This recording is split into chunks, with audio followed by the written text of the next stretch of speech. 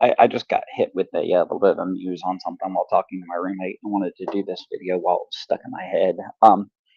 And that's the idea that D&D is this great be all end all RPG that I think has kind of settled into a lot of gamers' minds, mostly because a lot of us got started with D&D. Um, it was the first RPG. It you know it predates everything else, and it really created, I mean, legitimately created the hobby.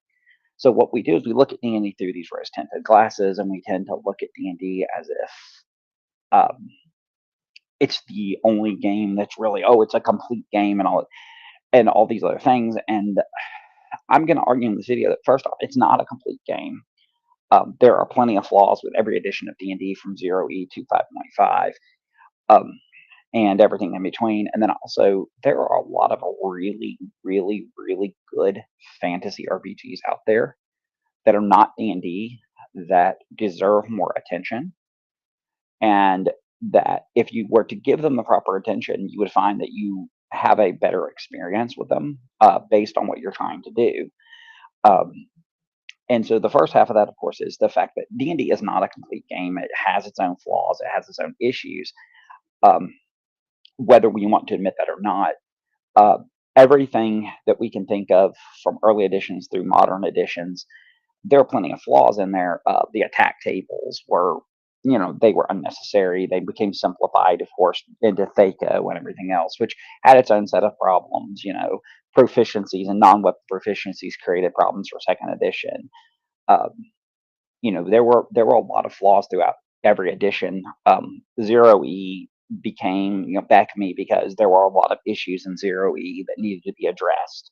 New rollings that became new rules, and all of that. And we tend to think of D&D as this complete game that really we look back on it. We talk about it as if it was this game that just lacks any type of issues, and we tend to look over the lack of polish, the issues within the game, the flaws within the game.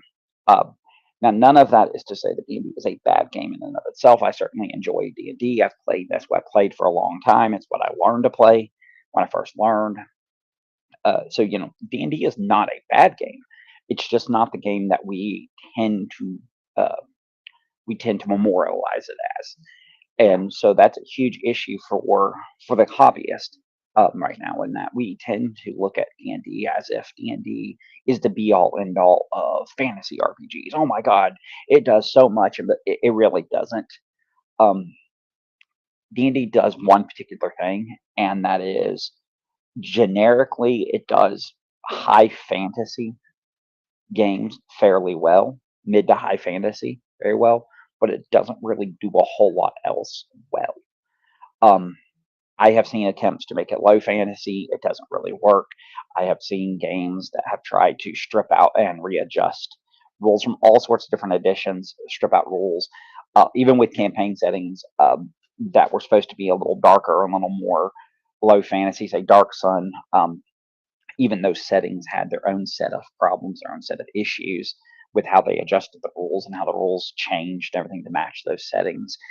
Uh, but you cannot look at D&D as the be all end all RPGs, and none of the RPGs I'm going to talk about in a minute are be all end alls. I just think they're better games in respect to the fact that they don't pretend to be something they're not, and they're not viewed through rose-colored glasses the way that a lot of D&D players view D&D, and a lot of fantasy RPG enthusiasts view D&D. D&D is not the greatest game in the world. And I know that sounds repetitive. Guys, stick with me. I'm going to sound repetitive for this because I'm going to try to drill it home. um, it's if you think of D&D realistically, you think of the fact that D&D does have its flaws, it does have its errors, um, and as the editions have gone on, some of those errors have gotten worse. 3.0 was a super munchkin power build game system, which was its own set of issues. Encouraged builds over play versus character play, whereas 4E played more like a board game or a miniature war game or a tabletop MMORPG. And then fifth edition has its very unique problems in that it really turned into a build specific game as well. Magic became too prevalent across everything. Every class had access to magic in some way, and yada yada yada. So all those problems taken together, and then 5.5 has a whole list of problems. Uh, Starting with the fact that they have taken away, they've done away with certain monsters being evil, down to races don't really get set statistical bonuses or penalties and all that kind of stuff. So when you look at D&D through rose-tinted classes, though, you tend to ignore those things. You say, well, but I learned on second edition. Second edition was a great game, and oh, it really didn't have all these flaws, but realistically, it did. The non-weapon proficiency system, while it worked for the era it came out in, really, in retrospect, is not a great system. It's okay. It's workable. It functions, but there are games that do skill-based systems way better. Even in the era, its skill systems way better. And there are even fantasy games that did skill systems better. And a lot of games even bypass skill systems completely in order to avoid some of the errors that you saw with non-weapon proficiencies in later first edition, early second edition D&D.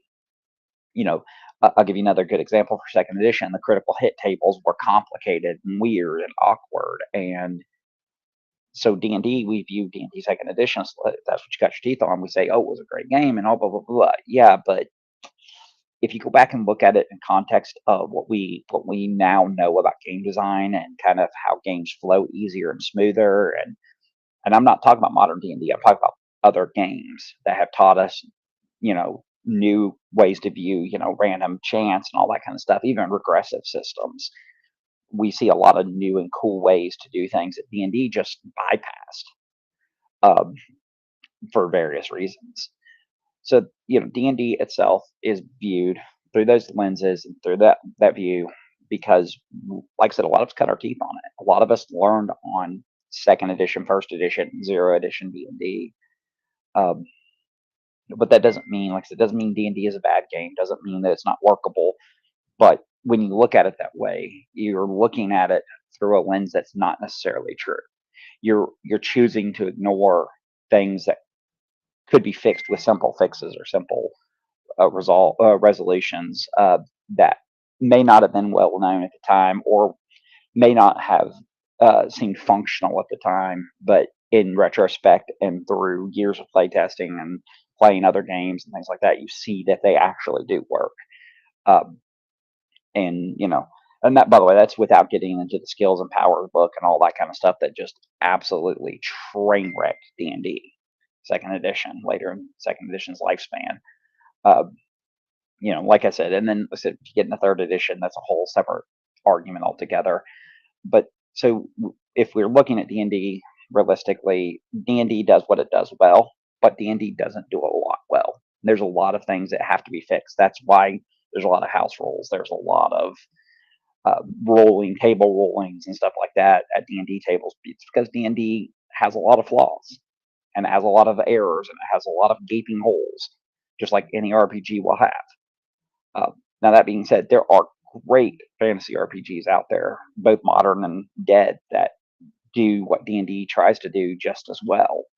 I'm going to try to stick to more modern games that I think work very functionally. And in my opinion, they they do what they're supposed to do as well, if not better than D&D. First one's going to be Dragonbane.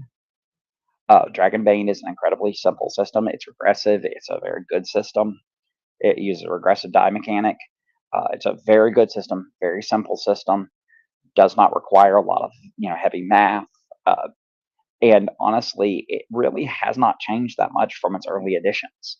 Uh, it really hasn't. And there's a reason for that. It hasn't changed. It's very, very much what it was then is what it is now because what it was then worked.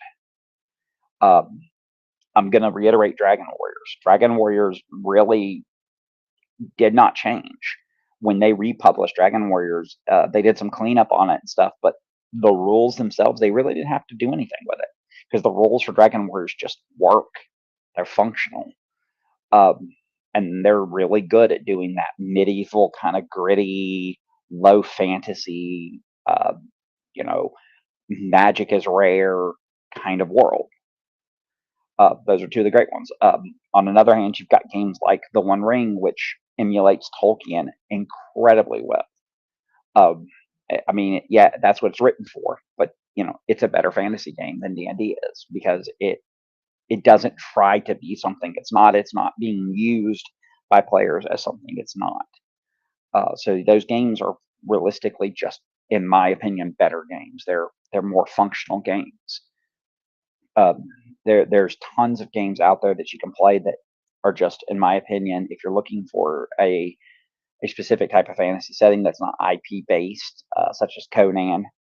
Those are three good examples that are not IP based. And if you want to get into loose IP based, anyways, Pendragon's rule set is incredible. Very much not super heavily changed in its base mechanics. And if you're wanting to do a knights and ladies type game, Pendragon, better rule set than D&D for that. A Song of Ice and Fire, while it has its own flaws, it has its own gaping wounds as well because it's an RPG that is written for a very specific setting. Does what it does very well. The Age system by Green Ronin, particularly Fantasy Age and Dragon Age, very good systems for what they're doing. The Age system works the way it's supposed to work. And definitely Dragon Age captures the feel of that video game very well. Again, these are IP based things, so they're built around a very specific set of rules. Basically, the TLDW of this video would be, guys, don't idolize D&D into becoming something it's not. Because while it is a great game and it does what it's supposed to do, and you can have a lot of fun playing D&D, and like I said, I've certainly done it over the years. Don't forget that there are other games out there that do a lot of what you're trying to do with D&D better. Even if you're not going to use the full rule set, borrow ideas from them because some of those games have incredible ideas. And they're really just incredibly well built. They're incredibly well designed, and some of them have been around for a long time. Particularly Dragonbane and Dragon Warriors have both been around since the 80s. There's a reason for that stuff, guys. Just don't over idolize one game system over another. And for the record, that doesn't mean I'm never going to play D&D again. It doesn't mean I'm never going to go back to an OSR game and play again. I absolutely will because, like I said, that's where I learned. I still adore D&D, but as I've kind of started exploring new systems throughout the years, I've started realizing that D&D is really kind of babied. It would be the term I would use by a lot of gamers that try to convince themselves that D&D is the be-all, end-all game system, and it's really not. It's not the best game system. It's got its own set of problems. And hopefully with this video, you guys understand a little more on how I feel about D&D itself, but also kind of how I feel about in general, the idea that there are so many good games out there that you can try and really get into. So if you get a chance, check out some other fantasy RPGs. Like I said, even if you want to transfer some of that stuff into D&D, if it works, it works. But know that, guys, there's a lot of really cool mechanics out there that don't involve, D20s and don't involve THAC0 and don't involve non-weapon efficiencies and don't involve, the holy 3 saving throws and all that kind of stuff from 3.5 and 40 and all that kind of stuff. So anyways, guys, as always, welcome thoughts, comments, questions, concerns below. As always, follow through rules, no ad hominems, no picking fights, no leaving me college dissertations. Other than that, guys,